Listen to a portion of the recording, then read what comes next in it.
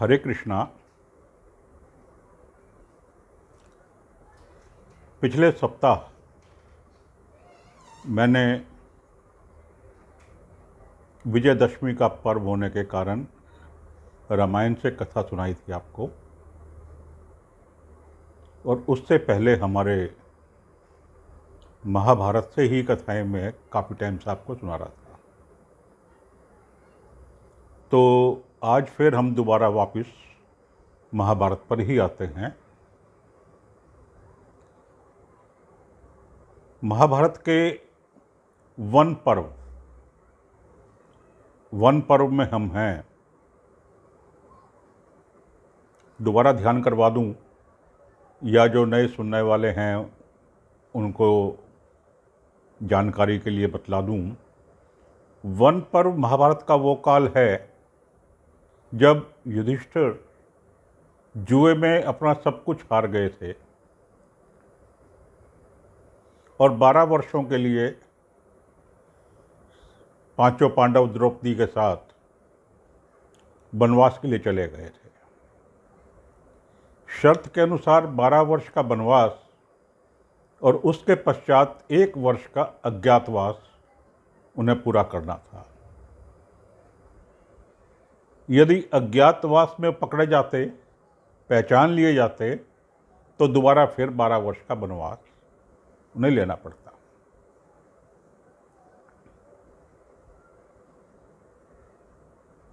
तो आज की जो मैं कथा लाया हूं आपके लिए, ये वन पर्व के अध्याय 192 महाभारत वन पर्व चैप्टर 192।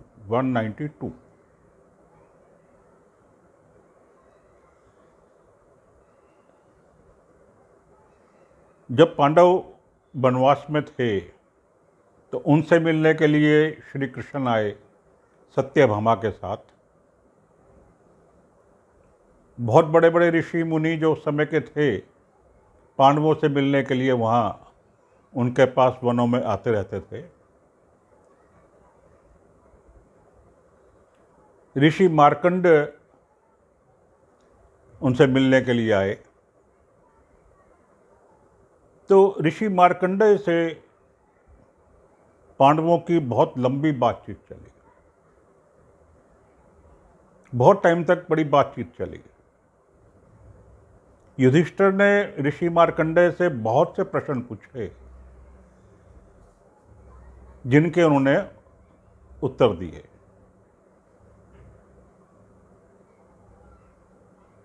यहां तक के चारों युग, सतयुग, त्रेता युग, द्वापर और कलयुग, चारों युगों के विषय में भी बड़े विस्तार से मार्कंडेय ऋषि ने युधिष्ठिर को बतलाया था। किंतु खैर, मैं आज की जो मेरा जो टॉपिक है वो नहीं है, मेरा टॉपिक दूसरा है। तो मैं अब अपने ही टॉपिक पर आता हूं। अध्याय 192। इस अध्याय में युधिष्ठिर महर्षि मार्कंडेय से पूछते हैं कि जो ब्राह्मण हैं, तपस्वी हैं,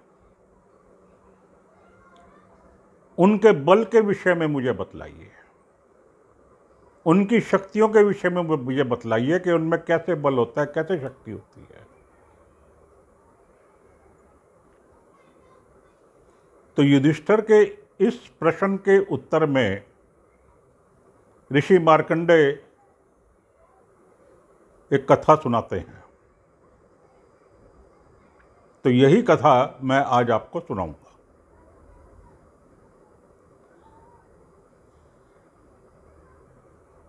ऋषि मार्कंडेय ने कहा युधिष्ठिर को, और बाकी पांडव सभी बैठे हुए थे, द्रौपदी सभी बैठे हुए थे, कि हुआ यूं कि अयोध्या में इक्ष्वाकु वंश में एक राजा थे, परीक्षित। देखिए, ये वो परीक्षित नहीं है जो महाभारत में अर्जुन के पोते थे, जिन्हें ऋषि शुकदेव ने भागवत पुराण सुनाई थी। उन राजा परीक्षित का यहाँ वर्णन नहीं है। ये दूसरे राजा परीक्षित थे जो इक्ष्वाकु वंश के थे, अयोध्या के राजा थे, बड़े ही बलशाली राजा थे, बड़ा अच्छे ढंग से अपना राजपाट चलाते थे। जैसा कि उस समय राजाओं महाराजाओं में एक कॉमन प्रैक्टिस थी कि शिकार का शौक होता था और राजा लोग शिकार के लिए जंगलों में जाते रहते थे। शिकार में हिंसक पशुओं का वध करते थे। दूसरे जो पशु फसलों को खराब करते थे उनका वध करते थे। तो ऐसे ही राजा परीक्षित एक दिन वनों में शिकार के लिए गए हुए थे।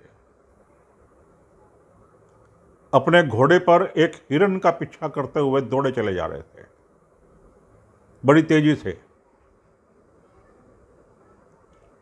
तेजी से दौड़ते दौड़ते बहुत आगे निकल गए। उनकी जो बाकी सेना थी, जो बाकी सैनिक उनके साथ थे, वो सब बहुत पीछे रह गए। जब बहुत आगे निकल गए, काफी टाइम हो गया हिरण के पीछे पीछे, तो राजा परीक्षित को प्यास लगी, बड़ी जोर से प्यास लगी, थकावट भी हुई काफी, लेकिन वहां कहीं उन्हें पानी नजर नहीं आया। तो राजा परीक्षित जिस जंगल में गए हुए थे उस जंगल से बाहर निकल गए तो सामने ही उन्हें एक दूसरा जंगल नजर आया जो नीले रंग का था, ब्लू कलर का, जो पहले वाले जंगल से भी ज्यादा घना, ज्यादा गहरा नजर आ रहा था। तो राजा परीक्षित को जिज्ञासा हुई कि जंगल में कैसे है, देख के आता हूं। और साथ में पानी की प्यास भी थी, यहाँ पानी नहीं मिला था कि वहाँ कहीं पानी मिल जाएगा। तो वो उस घने जंगल में जो नीले रंग का था, राजा परीक्षित अंदर जंगल में चले गए। थोड़ी दूर जब वो आगे गए तो देखा एक पानी का तालाब था। बड़ा ही सुंदर तालाब बना हुआ था, चारों तरफ बड़े अच्छे फूल लगे हुए थे, घास थी, ऊंचे ऊंचे पेड़ थे, बड़ा स्वच्छ जल उसमें तालाब में था। वो तुरंत तालाब के पास गए, अपने घोड़े को रोका, घोड़े से उतर करके जाकर के तालाब का पानी पिया। तालाब का पानी पी करके अपनी प्यास बुझाई। वहीं तालाब में कमल के फूल खिले हुए थे, बड़े सुंदर कमल के फूल। तो कमल के नीचे की जो डंडियाँ होती हैं, कमल ककड़ी भी जिसे कहते हैं, वो उन्होंने तोड़ करके अपने घोड़े के आगे डाल दी कि इसे भी भूख होगी, ये इन्हें खा के अपनी भूख मिटा लेगा। अपने घोड़े के आगे वो कमल ककड़ी डाल दी और खुद आराम से तालाब के किनारे घास पर लेट गए। लेट करके वहां आराम करने लगे। ज्यों ही वो वहां लेटे आराम करने लगे, उनके कानों में बड़े सुंदर, बड़े मधुर गाने की आवाज आई। बहुत ही मधुर गाना। एकदम चौंके राजा परीक्षित, एकदम चौंके कि यहां जंगल में इतनी सुनसान जगह पे इतना सुंदर गाना गाने वाली कौन आ गई। तुरंत उठे, उठ करके देखा तो एक बहुत ही सुंदर कन्या, अति सुंदर कन्या गाना गा रही है और वहां लगे हुए जो फूलों के पौधे थे उनसे फूल तोड़ के इकट्ठे कर रही है। अति सुंदर, बहुत सुंदर कन्या। राजा परीक्षित उस कन्या को देख करके उस पर मोहित हो गए।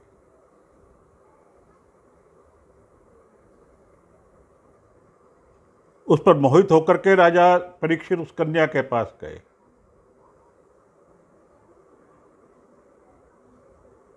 जाकर के उस कन्या को कहा कि तुम कौन हो, किसकी हो।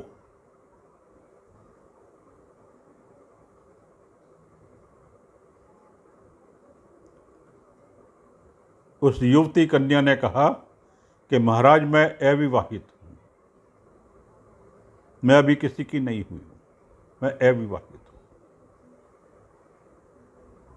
ये बात सुन के राजा परीक्षित मन ही मन बड़े खुश हुए, बहुत खुश हुए राजा परीक्षित, और खुश होकर के उस कन्या से कहने लगे कि अगर तुम अविवाहित हो तो मैं तुमसे विवाह करना चाहता हूं। मैं राजा परीक्षित हूं, अयोध्या का राजा हूं, तुमसे विवाह करना चाहता हूं। उस कन्या ने कहा ठीक है, मुझे विवाह करने में कोई एतराज नहीं है, किंतु मेरी एक शर्त होगी। क्या शर्त होगी?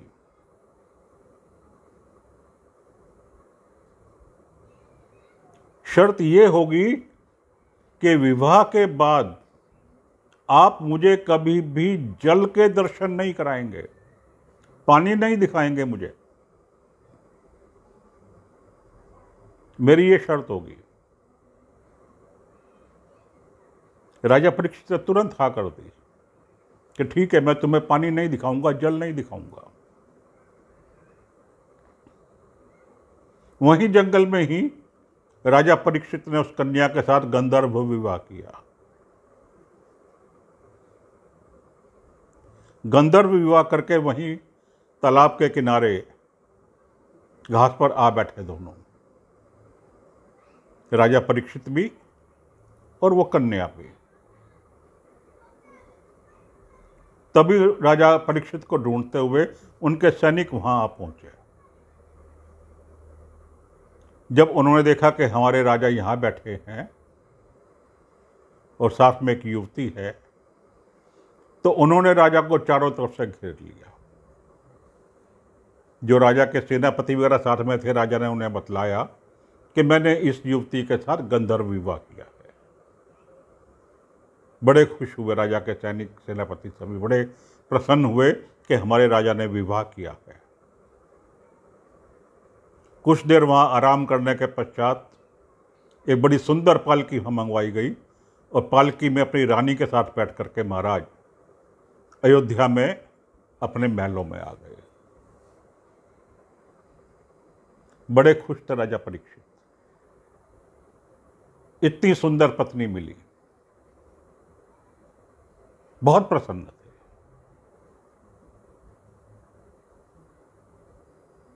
बहुत लंबे टाइम तक राजा परीक्षित अपनी पत्नी के साथ महलों में ही रहे, महल से बाहर ही नहीं निकलते थे। राजकाज का सारा कार्य उनके मंत्रियों पर था, वही लोग सारा कार्य देख रहे थे। जब काफी समय गुजर गया इस प्रकार से, तो एक दिन जो उनका मंत्री था एक, वो महल में राजा को मिलने के लिए गया, राजा परीक्षित को मिलने के लिए गया।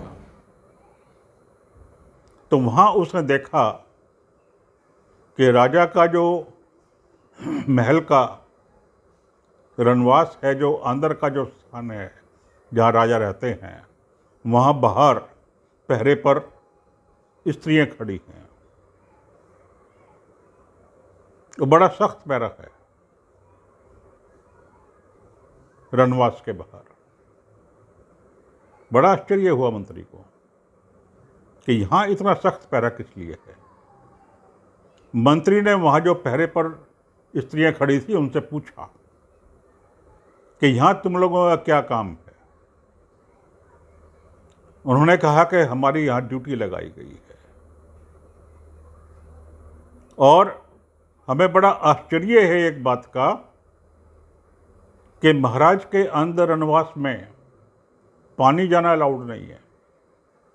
पानी नहीं जाता, बाकी सब कुछ जाता है, पानी नहीं जाता, बिल्कुल अंदर पानी जाने की कोई इजाज़त नहीं है, कोई अलाउड नहीं है। और हम लोग जो यहाँ खड़े हैं, हम इसी बात को देखते हैं कि अंदर पानी ना चला जाए। मंत्री को बड़ा आश्चर्य हुआ कि ऐसे कैसे।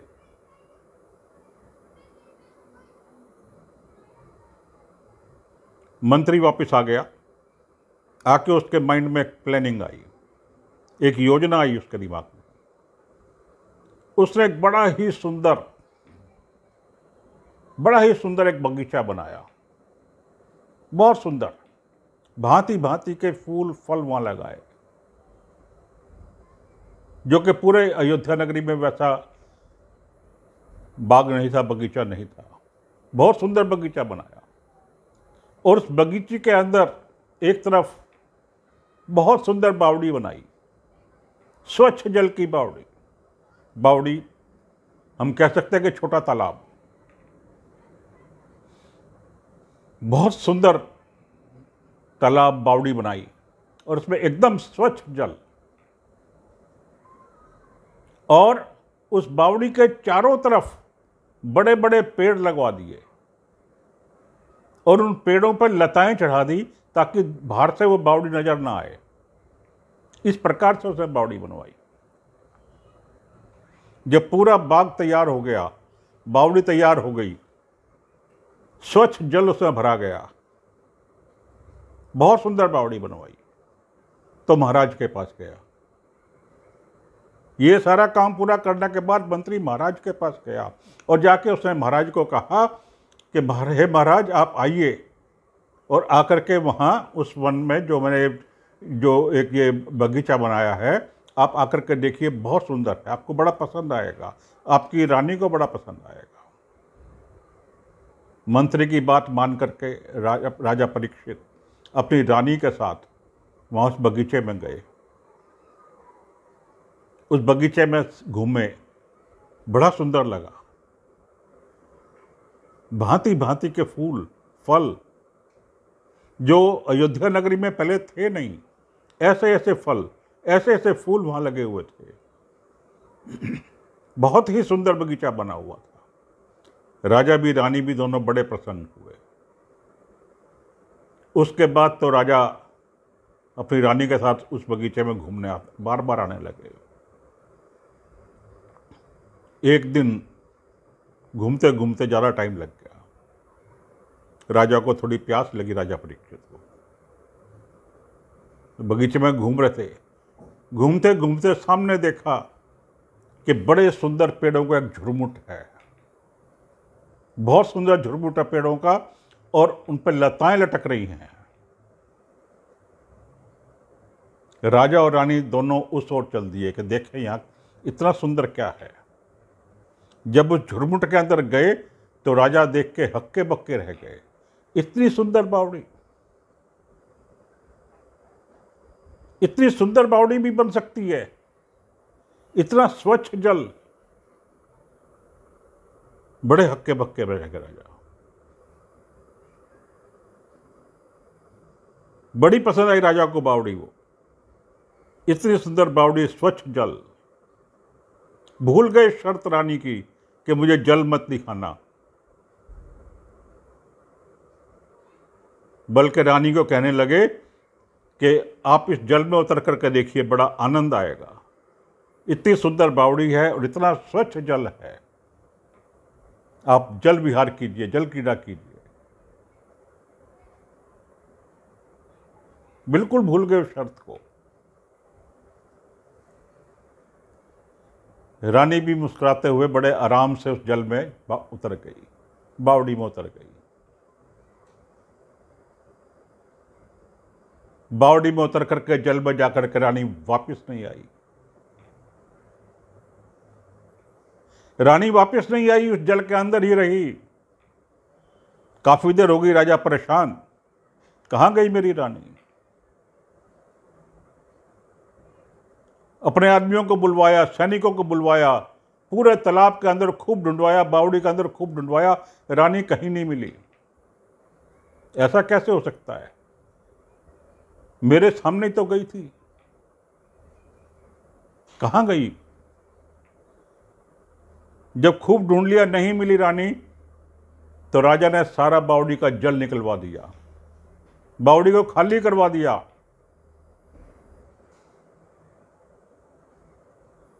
जब खाली करवाया तो क्या देखा, क्या निकला उस बावड़ी में? एक बिल था। बावड़ी में एक छोटा सा बिल था और उस बिल के ऊपर मेंढक बैठा था। उस बिल के ऊपर मेंढक बैठा था। ऋषि मार्कंडेय आगे सुनाते हैं, मेंढक को देख करके राजा के दिमाग में क्या आया कि मेंढक मेरी रानी को खा गए। इसके और भी साथी होंगे जो बिल में घुस गए, मेरी रानी को, संपूर्ण रानी को मेंढक खा गए।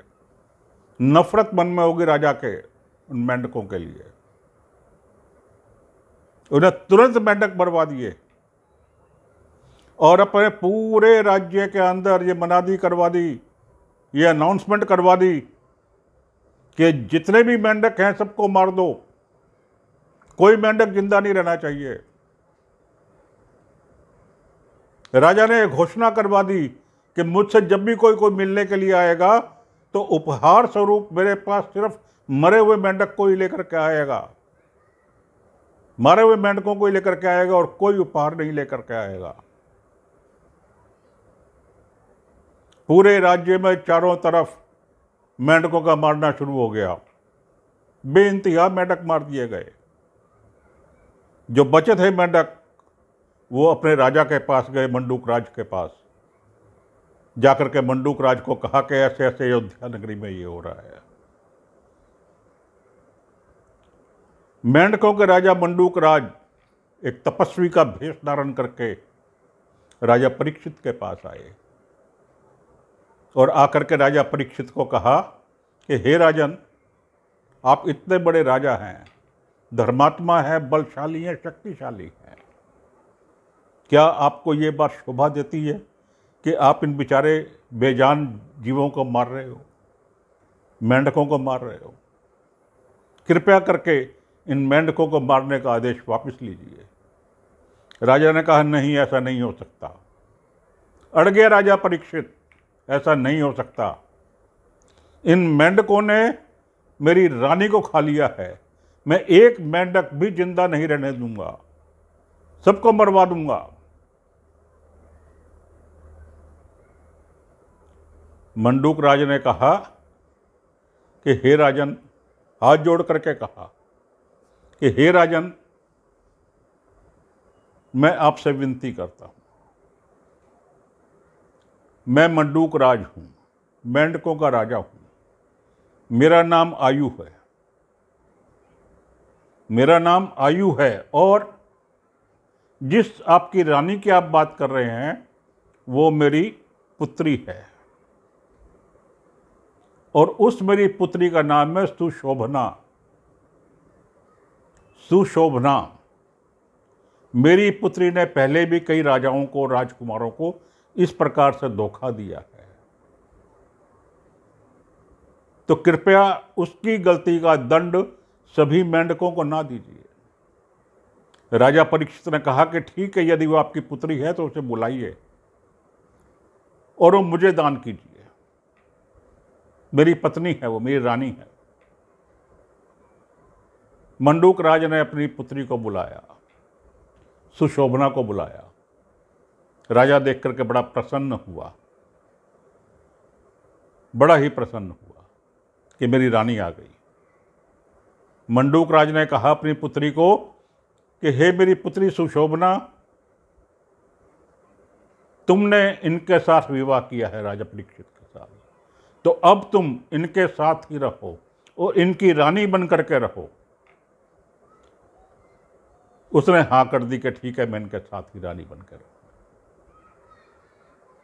तभी ध्यान आया मंडूक राज को उसके पुराने व्यवहार का कि इसने किस प्रकार से बहुत से राजाओं को, राजकुमारों को धोखा दिया था।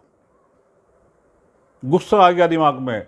गुस्से में आकर के उसने अपनी ही पुत्री को, सुशोभना को, ये श्राप दिया कि तुमने जो ये गलत काम किया, इतने राजकुमारों को, राजाओं को तुमने धोखा दिया, उसके परिणाम स्वरूप तुम्हारे जो पुत्र होंगे वो तपस्वियों के, ब्राह्मणों के विरोधी होंगे।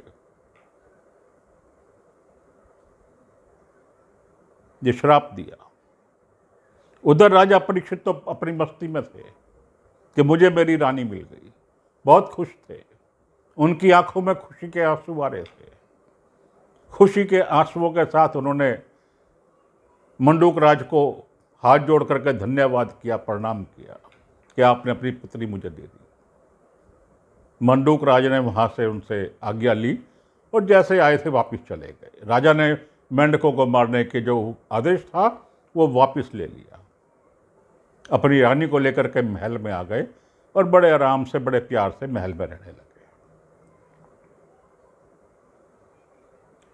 तो आज समय काफ़ी हो गया है, इसलिए मैं इस कथा को आज यहीं विराम दे रहा हूँ। इससे आगे की कथा अगले सप्ताह सुनाऊंगा। आप देखिए, अभी तक इस कथा में कहीं भी ब्राह्मण के तपस्वियों के बल की बात नहीं आई है, जो युधिष्ठिर का प्रश्न था। ऋषि मार्कंडेय ने इस कथा में यहाँ तक कोई ऐसी बात नहीं कही है। ये सब कुछ इससे आगे के हिस्से में आएगा कि एक ब्राह्मण और तपस्वी की क्या शक्ति होती है। तो बिल्कुल सुनना ना भूलिएगा अगले सप्ताह। इसका आगे का हिस्सा बहुत ही सुंदर कथा है वो भी, तो वो मैं आपको अगले सप्ताह सुनाऊंगा। मुझे उम्मीद है कि आपको आज की ये कथा पसंद आई होगी। कृपया लाइक का बटन अवश्य दबाएं। चैनल को यदि अभी सब्सक्राइब नहीं किया है तो सब्सक्राइब करें। अपने मित्रों और संबंधियों को भी फॉरवर्ड करें ताकि वे भी इन कथाओं का आनंद ले सकें। हरे कृष्णा।